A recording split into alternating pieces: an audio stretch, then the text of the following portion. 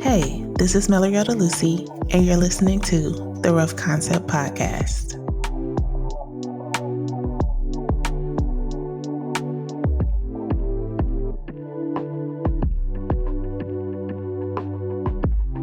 Solange is blasting through my ears as I crack open the June issue of Vogue magazine with one hand and scissors in the other.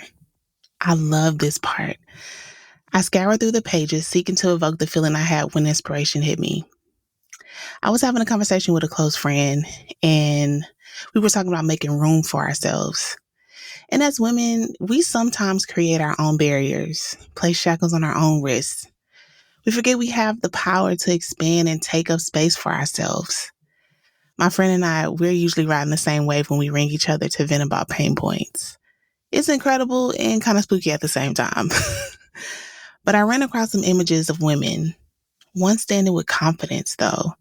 You can tell the photographer took the photo at a lower angle, right? She looks so powerful, for real. Like she's standing 10 toes down in confidence, standing in her power, taking up space. This image is proof that I can do this even when I'm not feeling it. It's proof that I can look at myself and know my light shines whether or not anyone else sees it. Her. I love her. I feel her. And my friend would too. I placed a torn piece of paper alongside the words, colors, quotes, and all the other images I collected. Little did I know, this would be the collection that would encourage women to make room for love, community, sisterhood, growth, confidence, and abundance. The mood board is where I dream and bring visual representation to the emotion I want my work to capture. The idea is refined while also being flexible when new insights come to light. The mood board is a place for me to get lost, a place where I can create, grow, and learn from. Here, I am free. I can dream, I can be myself, I can be loud and colorful. I can find inspiration in the most unexpected places and turn them into something amazing. The mood board is my playground where I get to play with colors, lines, shapes, and words until they all come together like a puzzle that has its own mysterious story to tell. Don't get me wrong, I don't always use mood boards. Sometimes I just start painting and let my work speak for itself. Other times I turn to Pinterest and save a ton of images and words to a board for inspiration. Sometimes my mood board is digital, but we all need flexibility, right? And there are times when a mood board helps me get the creative juices flowing and keeps me on track throughout the creative process. Kind of like a roadmap, right? I saw someone mention how they were no longer making vision boards for the new year, and they wanted to make mood boards instead. And I can see why. It's so much easier to create a mood board than it is to stick to a vision board for the long haul. I mean, this is my opinion, and this is how I feel about mood boards, so I may be a little biased. I think that mood boards are more of an artistic way to view how you want to live, kind of like creating your own life.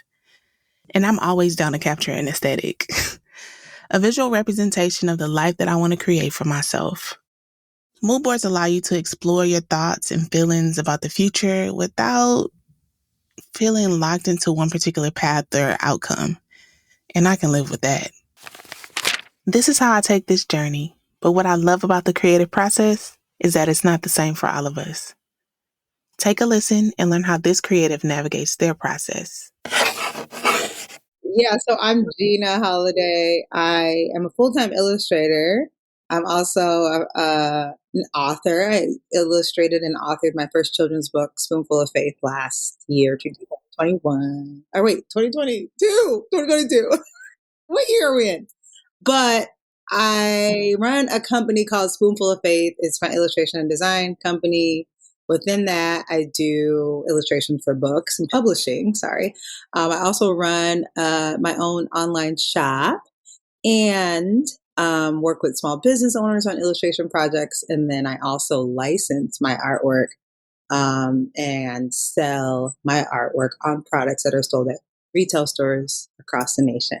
So that's a little bit about my work, about my physical business, but the art that I create centers women, Black women, women of color in a joyful, whimsical, restful imagery. And that's really important for me And that is weaved with encouraging, uplifting words of encouragement, many of them based on my faith and a scriptural reference. So that's a little bit about my work and what I do. I'm from Minnesota.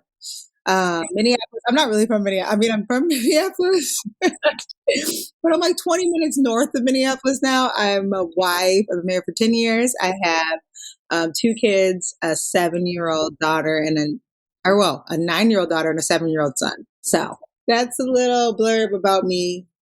I don't know if there's like an exact moment that this happened, but I think it's always kind of been ruminating in me because I think I just never really saw a lot of representation of myself or like of women that I knew or like that really felt like it connected to me. And like growing up and just in media and like, what I saw like on television or found in books didn't really represent me.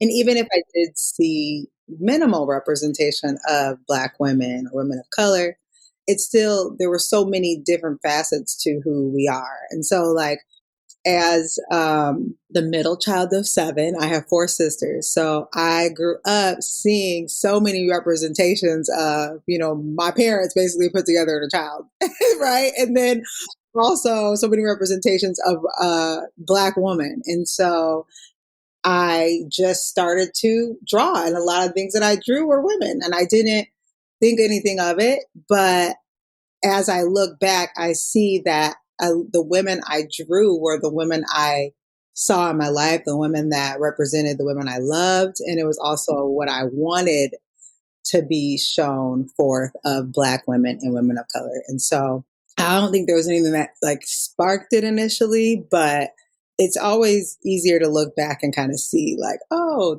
that's what I was doing all those years. The process I would say is similar, but it starts at a different place. So like usually it'll start from like journaling or maybe something that I'm meditating on or like a thought that I can't kick or like a scripture that is just staying with me, teaching me lots of things or a word or something like that. Maybe I'm feeling inspired by like the season, right? Of like, oh, it's spring or it's summer and I'm feeling inspired to like make something during that time. And so I will usually gather inspiration. So I kind of start out the same way, gathering like information, inspiration, whether that's just through my life, like through my own photos, my own walks, things that are, going on in my life, or I'll go gather inspiration on like just things that I'm seeing on social media or Pinterest. I like to collect things. So I'm always making like boards. I'm always making like a list of things that I like. I just gather. I'm always gathering. That never turns off with me. I'm always saving something or like for later. So then when it comes to time to like create, I have so many things to like pull from and I can kind of decide what direction I want to go to. And then from there, I usually will sketch out ideas. So I always start with a sketch. And sometimes it just doesn't turn out how you want it to.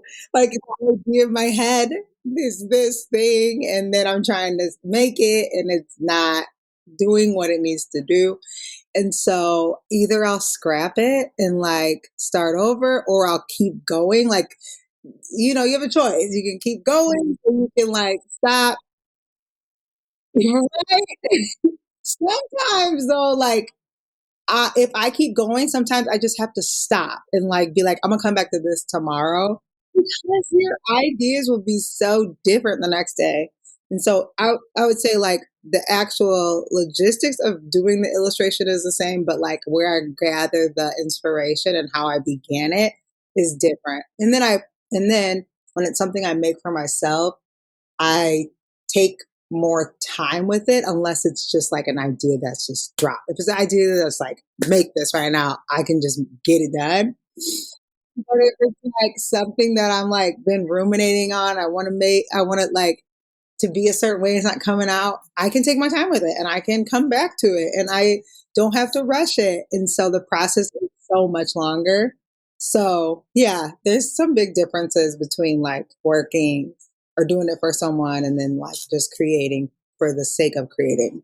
Probably the envisioning, like the mood boarding, because I am I'm just a visionary person. So I like to see, so like the ideation, brainstorming, dreaming up the ideas of where I'm going is probably my favorite part of the process. And then on a flip side, I would say like another thing that kind of relates to that, and that's probably why I like it a lot, is like whenever I try like new mediums, like new things, like that's always really fun because it's like new thoughts, new ideas, new brainstorming, new vision. And I think that's why I really love that part of the process, like the beginning of it. There's something like that sparks in the beginning of it.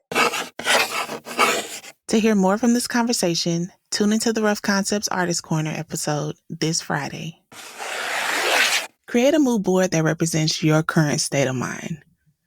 What's been the topic of conversation in your circle? What colors do you gravitate towards? What shapes, textures, patterns have been showing up in your life? Is there a common theme that keeps popping up everywhere? I invite you to make your own collage of inspiration to see where it leads you. Thank you so much for joining me. I hope that today's discussion sparked your creativity and inspired you to embrace your unique journey. Don't forget to share your thoughts, stories, and creations with me using today's creative prompt from the episode. Be sure to subscribe so you don't miss out on any future episodes. Leave a review, and let's continue to support and inspire one another on this incredible journey. Until next time, keep creating.